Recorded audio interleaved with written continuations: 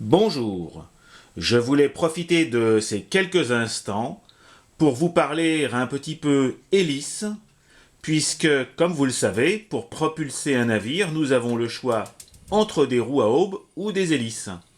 J'ai la chance d'avoir ici sur la table des modèles différents que je souhaitais partager avec vous pour vous donner, entre guillemets, quelques idées sur ce que nous pouvons utiliser aussi bien pour des bateaux rapides que pour nos bateaux à vapeur. Nous avons ici une première hélice dite tripale à pas gauche. Pourquoi? Parce qu'elle va tourner dans le sens inverse des aiguilles d'une montre pour propulser le navire. Tripale, et celle-ci pas droite en quadripale, parce qu'elle va faire la même chose, mais dans l'autre sens. Vous voyez comme ça tout de suite la différence, un pas, un pas. La notion de pas est largement expliquée sur les forums et dans les magazines, notamment un fameux magazine que nous connaissons tous, qui décrit l'hélice à pas variable. Il se trouve que, grâce à David, j'ai la chance d'en posséder une maintenant. Qu'est-ce que c'est qu'une hélice à pas variable? Alors on peut dire aussi à pas l'orientable. Nous n'allons pas jouer sur le vocabulaire. L'idée est très simple.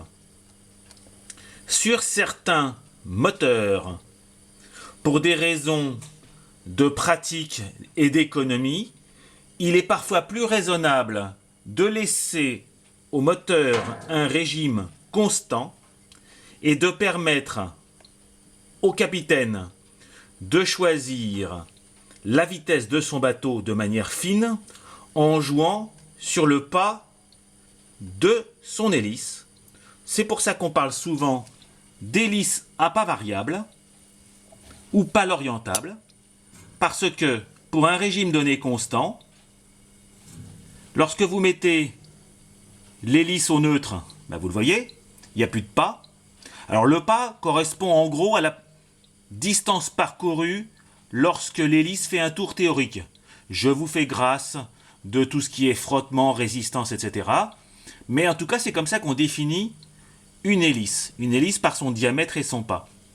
Le moteur tournant toujours dans le même sens à un régime donné, plus on incline la pale dans un sens ou dans l'autre, plus vite on va dans un sens ou dans l'autre.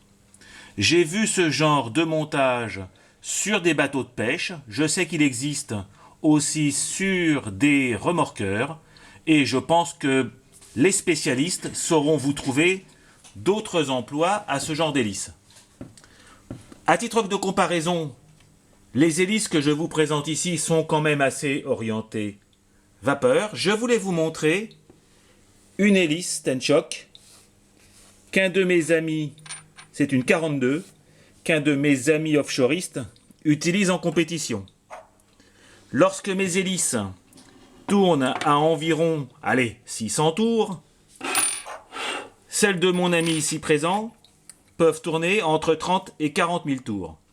La seule différence, c'est que les miennes sont complètement dans l'eau, alors que celle-ci est ce qu'on appelle à pale semi-immergée, c'est-à-dire que lorsqu'un bateau, et vous le verrez sur YouTube je l'imagine, lorsqu'un bateau offshore navigue à pleine vitesse, ces vitesses pouvant atteindre les 80-90 km/h, voire plus, à peine la demi-hélice est dans l'eau.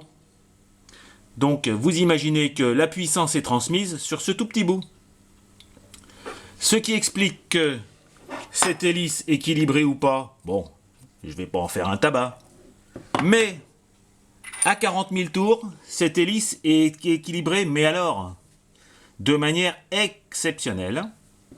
Et si vous avez l'occasion, je vous recommande d'aller vous promener sur YouTube pour voir les évolutions des offshore, parce que même si j'adore la vapeur, je suis quand même impressionné par la technique. Et les bateaux offshore, c'est de la technique. Voilà, écoutez, j'espère que ces petites présentations vous donneront d'autres idées sur les hélices que vous pouvez choisir pour vos modèles. Il se trouve que j'utilise à peu près tous. Voilà.